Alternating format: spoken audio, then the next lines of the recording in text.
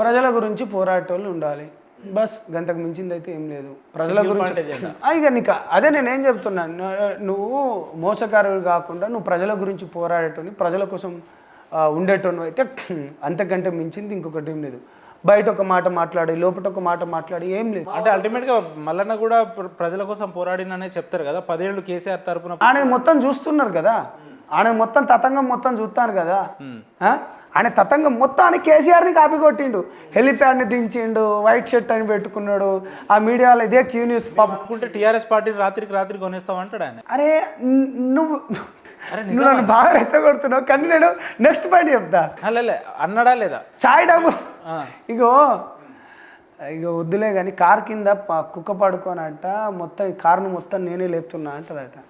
మా అయ్యే చెప్తాడు. బల్లి అట బిల్డింగ్ కింద ఉంచుకొని, బల్లి ఉంటాయి కదా బిల్డింగ్ కింద, బల్లి అబ్బా ఈ బిల్డింగ్ని మొత్తం నేనే లేపుతానా, నేను లేకపోతే ఈ బిల్డింగ్ అసలు ఉండదు, ఇది మొత్తం కూలిపోతుంది అనేటట్టు ఉంటుంది. అంటే తీన్మార్ మల్లన్న బల్లి అంటారు. నేను తీన్మార్ మల్లన్న బల్లి అన్నానా? అంటే నీ స్థాయికి తగ్గట్టు నువ్వు ఉండు అంటున్నా. స్థాయి అంటే ఎవడైనా కావచ్చు, నేను కాదంటలేను. మాటలు కొద్ది వరకు బాగుంటాయి, వినసొంపుగా నువ్వు తీన్మార్ మల్లన్నని విమర్శించడానికే కాంగ్రెస్ పార్టీ అస్త్రంగా ఉపయోగిస్తుంది సంపత్ నాయక్ గారిని అనేది ఒక 2 రోజుల నుంచి చర్చ నడుస్తుంది. చెప్పుకోండి. ఆ మధ్యలో సనాతన ధర్మం గురించి మాట్లాడితే నన్ను ఆర్ఎస్ఎస్ అన్నారు. అదే మళ్ళీ మీ స్టూడియోలోనే కాంగ్రెస్ పార్టీకి నేను ఎక్కడ ఓటేయను, నాకు అవసరమే లేదు. నాది మొత్తం జాతీయవాదం, నాది జాతీయవాదం క్లియర్ కట్గా. నేను మీ ఛానల్ అసలు ఇది సందర్భం కాకపోతే చెప్తున్నా. అంటే ఏం చెప్తారు, కాంగ్రెస్ పార్టీ కావాలని మళ్ళీ నన్ను కాంగ్రెస్ పార్టీ దీంట్లో మధ్యలోనే లేదు. ఇదే 2018లో రేవంత్ అన్న తిరుపతి అన్న పిలిపించుకొని, కృష్ణారెడ్డి అన్న పిలిపించుకొని పని చేయించుకొని అప్పుడు మేము ఇక్కడ పోటీ చేయనన్నప్పుడు ఉన్నది. వాళ్ళని నేను ఇప్పటి వరకు కలవలేదు, అవసరం కూడా లేదు, నాకు అవసరం కూడా లేదు. నాది ప్యూర్లీ నాది నేషనల్ జాతీయవాదంతో ఉంటుంది. నేను ఏది మాట్లాడినా క్లారిటీగా మాట్లాడితే క్లియర్గా మాట్లాడతాను. రైట్ సంపదన, సమయం కూడా ఎక్కువైంది కాబట్టి మీరు నెక్స్ట్ ఇంటర్వ్యూలో ఇంకా బ్లాస్ట్ చేద్దాం అంటున్నారు. చివరగా నా స్థానంలో ఇక్కడ మల్లన్న అనే వ్యక్తి ఈ స్థానంలో కూర్చుంటే వారికి ఏం చెప్పదలుచుకున్నారు మీరు? మనిషి లెక్క మారు అంట, నిజాయితీగా ఉండు అంట. అరే మల్లన్న గారి మనిషి లెక్క మారు, నిజాయితీగా ఉండు, నిజాయితీ నిబద్ధతోని బతుకు, 4 రోజులు బతుకు. నన్ను అనుకుంటారా? లే 4 రోజులు బతికినా కానీ మంచిగా బతుకు.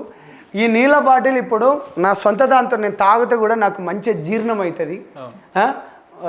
అంటే అందరితోని ఇక ఇది తిట్టించుకోవడమే ప్యాషన్, అందరితో ఇట్లా అనడమే ప్యాషన్.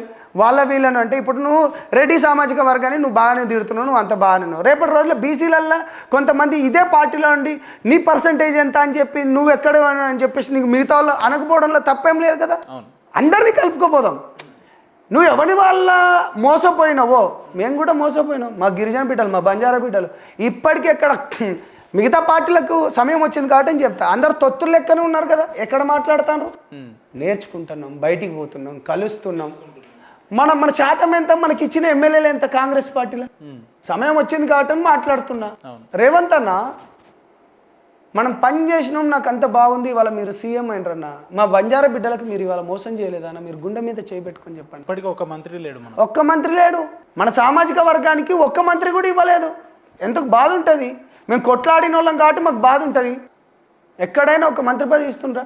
పోనీ మన దాంట్లో ఉన్న వాళ్ళు ఎక్కడైనా మరి మాట్లాడుతుండ్రా అంటే గుడి దగ్గర ఆ బ్యాచే ఉన్నారు. రామచంద్ర అన్న మాట్లాడుతుండు కదా, అప్పుడప్పుడు మాట్లాడతాడు. మనకు ఎవరతను అన్న? ఇది పెద్ద స్టేట్మెంట్. ఇది ఏం పెద్ద డాక్టర్ రామచంద్ర నాయక్ గారు అని. మీరు ఉద్యమకారుడా? ఓకే, అచ్చా. అంటే ప్రజల గురించి బాగా కష్టపడ్డాక మీకు అత్యంత ఆప్తుడా కాదు అది చెప్పండి అన్న. ఒక మన సమాజం అంతా చూస్తుంది. ఒక్కసారి మీ ఫోన్ నుంచి లేదా నేనన్నా చేస్తా, కాల్ చేయండి.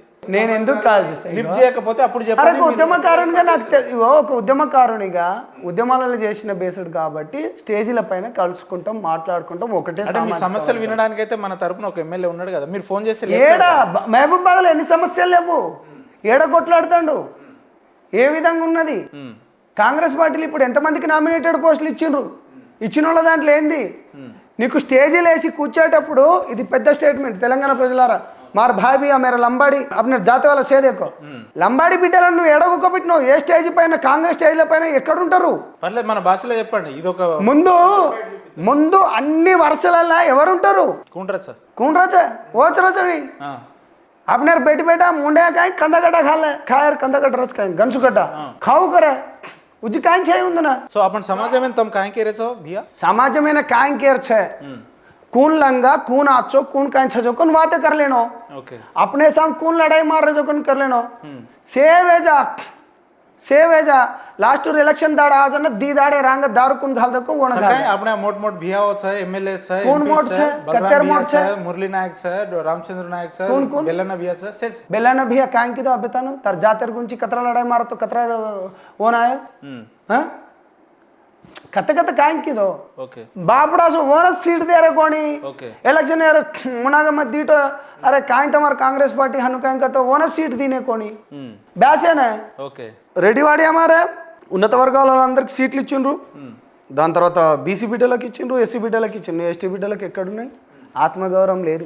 అడిగే దమ్ము ధైర్యం లేదు వీళ్ళకంతా ఉత్తదే వీళ్ళను పాపం ఈ బిడ్డలను ముందుకు పెట్టించేసి మనకు ఆత్మగౌరవం వీళ్ళకు లేదు మాట్లాడే గట్స్ కూడా లేవు రామచంద్రన్న తెలుసు మంచి వెల్ విషర్ ఫ్రెండే కానీ నేనేమంటున్నానంటే రాష్ట్ర స్థాయిలో నువ్వు నీ బిడ్డలకు అన్యాయం జరుగుతున్నప్పుడు నువ్వు ఎక్కడ కొంత ఎత్తుతున్నావు ఏడెత్తుతున్నావు ఏడ మాట్లాడుతున్నావు నీ కమ్యూనిటీ పక్షాన్ని ఎక్కడున్నావు నువ్వు కమ్యూనిటీకి ప్రతి ఒక్కరు ఉన్నారు కానీ ఏడున్నావు నువ్వు రాష్ట్ర నాయకత్వం నువ్వో నేను అనుకోవడం కాదు ప్రజలు అనుకోవాలి ప్రజలు అనుకున్న రోజున డెఫినెట్లీగా ఉంటుంది నా జాతి బిడ్డలు కూడా బ్రహ్మాండంగా బయటకు వస్తున్నారు సో ఎట్లా ఎట్లా జరుపుకోబోతున్నారు చివరగా ఆవిర్భావ దినోత్సవాన్ని ఏ రకంగా ఉండబోతున్నారు బ్రహ్మాండంగా అణచబడ్డాం మా గొంతుకలో ఎందుకంటే ఒక 10-15 సంవత్సరాలు పవన్ కళ్యాణ్ గారిని ఎనలేని మాటలు అన్నారు పార్టీ నడపరాదన్నాడు ఓ ఊగిపోతాడు అన్నారు దాని తర్వాత ఈయన గెలుస్తాడా అన్నారు 2 చోట్ల ఓడిపోయినరు అన్నారు 3 పెళ్లిళ్ళు అన్నారు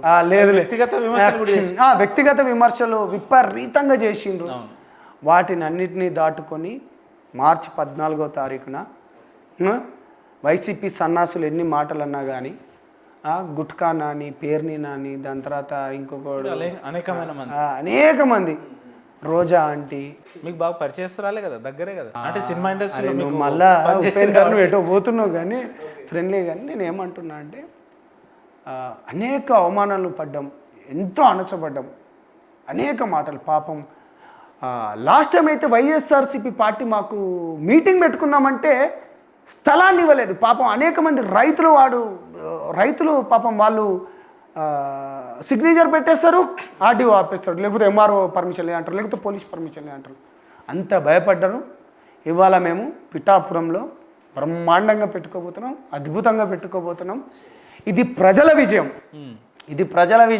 పాపం పవన్ కళ్యాణ్ గారు కష్టపడ్డారు సక్సెస్ అయినరు పవన్ కళ్యాణ్ జగన్ అన్నయ్య डिप्टी सीएम बोलते हैं हमारा भैया को पवन कल्याण गारिनी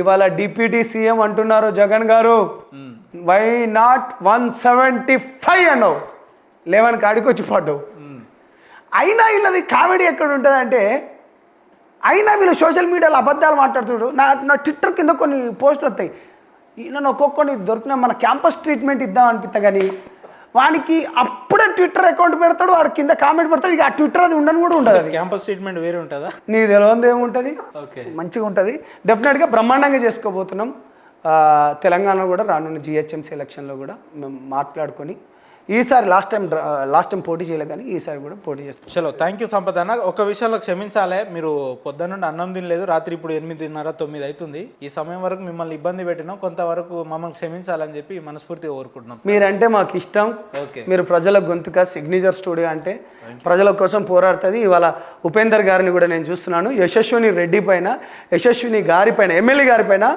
బ్రహ్మాండంగా ప్రజలకు ఆమెకు ఒక అవకాశాన్ని ఇచ్చింది కానీ పక్కన వాళ్ళు తీసుకొస్తున్నారు మీడియా ప్రకారంగా మీరు ఏదైతే కొట్లాడుతున్నారో అది మీరు కొట్లాడుతున్నారు మీకు మేము కూడా తోడుకుంటాం మీ పక్షాన మీ ఎండి గారు అంటే మీతో పాటు ప్రజల గురించి పోరాడే మేము కూడా ఉంటామని థ్యాంక్ యూ రైట్ ఉపేందర్ గారు బై